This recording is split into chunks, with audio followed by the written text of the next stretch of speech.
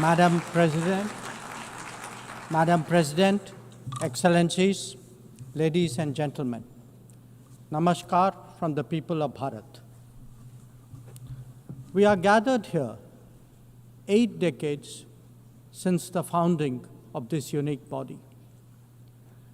The UN Charter calls on us not just to prevent war, but to build peace.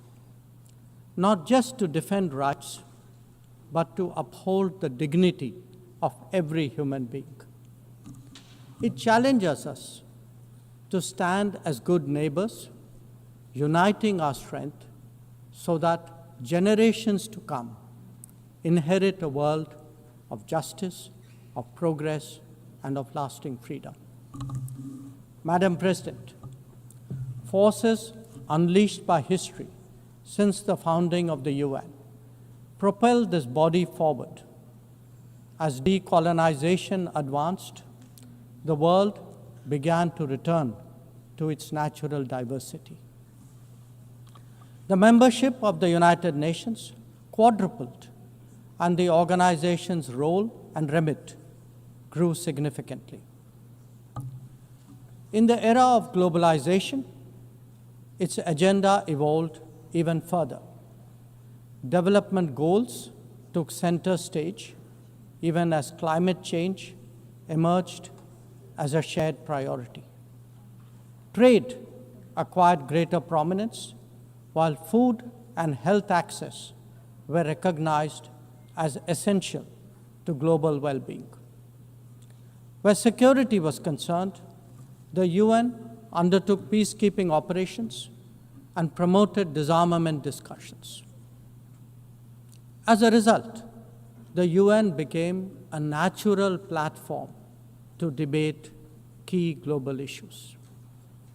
Madam President, we must ask ourselves today, how has the UN lived up to expectations?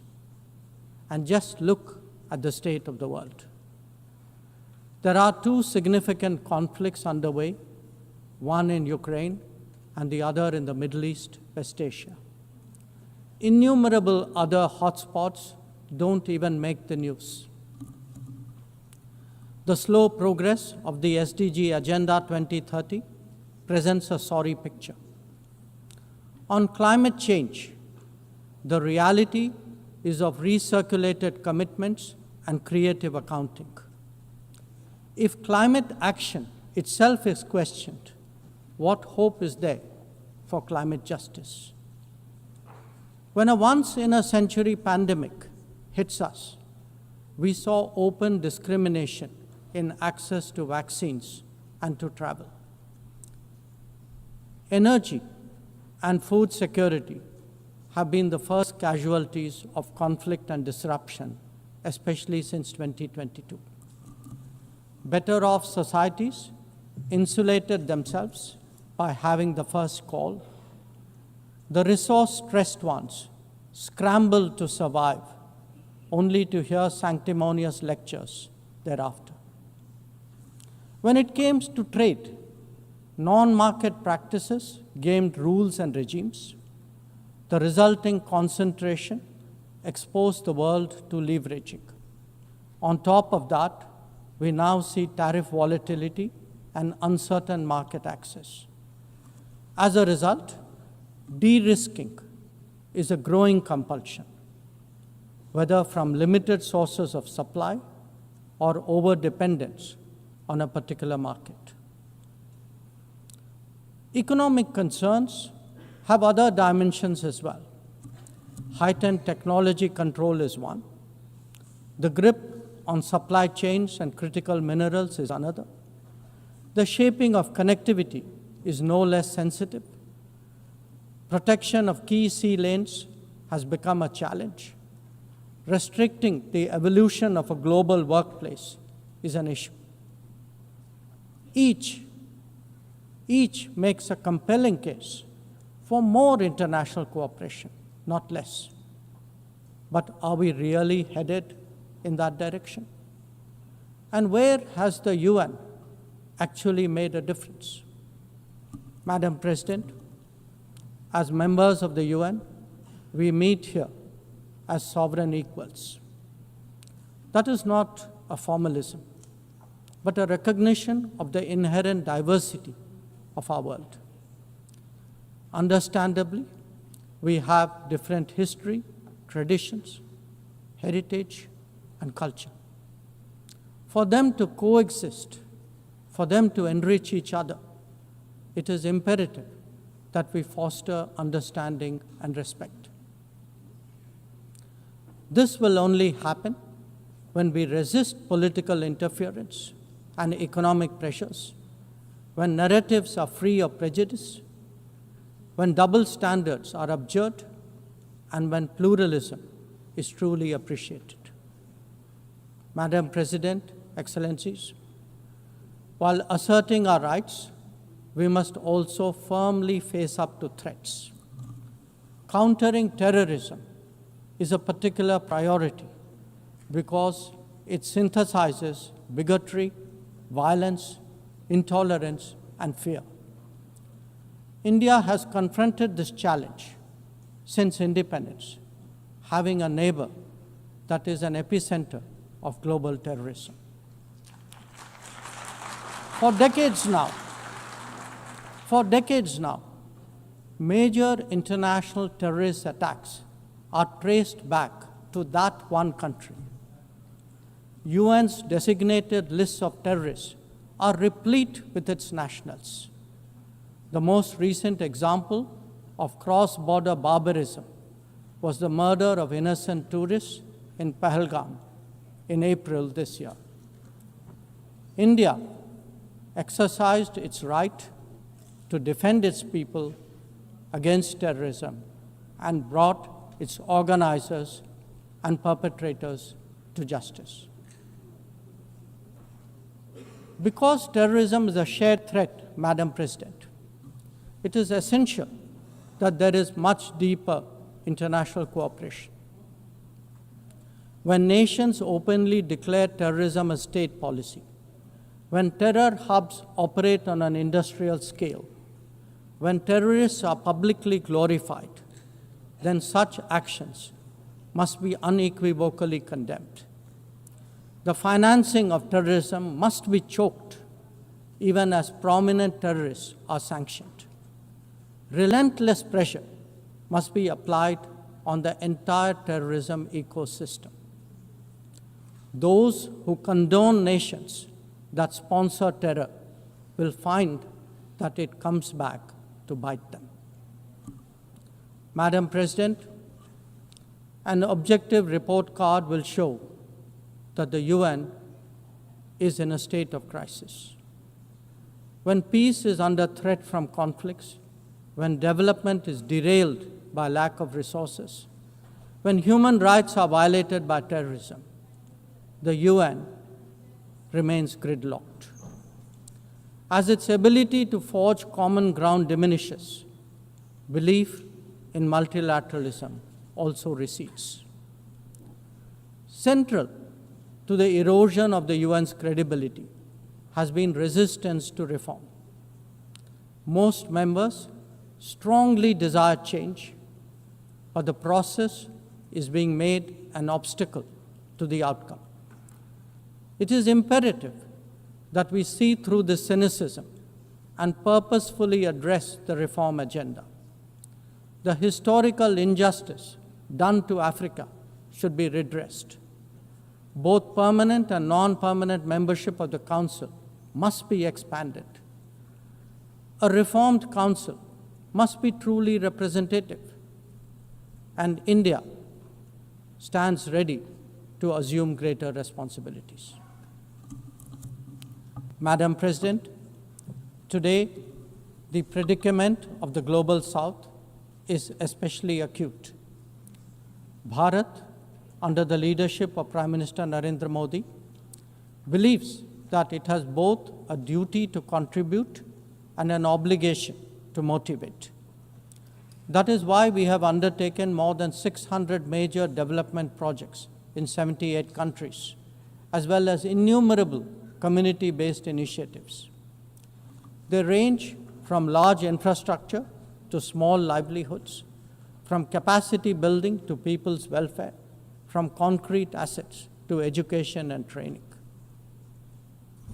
Turbulent times require that we step forward during moments of crisis. India has been forthcoming in that regard, especially in its immediate vicinity. Whether it is finance, food, fertilizer, or fuel, we have responded to the urgent requirements of our neighbors. Madam President, climate events and conflicts have created a demand for HADR assistance. Reflecting our growing capabilities, Bharat has endeavored to be a first responder. Be it essential medicines or relief supplies, the operations of a field hospital or limb fitment camps, these efforts covered 19 nations last year. The people of Afghanistan and those of Myanmar saw India extend its hand during recent earthquakes. Our efforts at ensuring safe commerce, combating piracy, and preventing attacks on shipping in the Northern Arabian Sea also bear mention. And the Indian tradition of UN peacekeeping operations continues in the Democratic Republic of Congo, in Western Sahara, Central African Republic, Golan Heights, Cyprus, Lebanon, Abyei, South Sudan, and Somalia. To put it clearly, our soldiers ensure peacekeeping, our sailors protect maritime shipping, our security counters terrorism, our doctors and teachers facilitate human development the world over, our industry produces affordable products, our techies promote digitization, and our training facilities are open to the world. These remain the core of our foreign policy. Madam President, each one of us has the opportunity of contributing to peace and prosperity. In the case of conflicts, especially Ukraine and Gaza, even those not directly involved have felt its impact. Nations who can engage all sides must step up in the search for solutions. India calls for an end to hostilities and will support any initiative that will help restore peace. The last decade in Bharat has also seen transformative changes due to the vision of Prime Minister Modi. Our digital public infrastructure has redefined governance and enabled delivery of public services on an unprecedented scale. Our startup ecosystem, innovation culture, and microfinance are changing the face of society. Our rapidly growing infrastructure facilitates both ease of doing business and ease of living for citizens.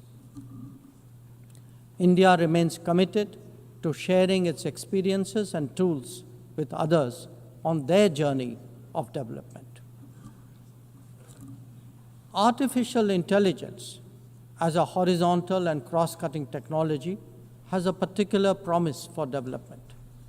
India's approach is to harness it responsibly for human welfare. Inclusion and impact will be the watchwords for the summit that India will host in 2026. Madam President, Bharat approaches the contemporary world guided by three key concepts. One, Atmanirbharta, or self-reliance.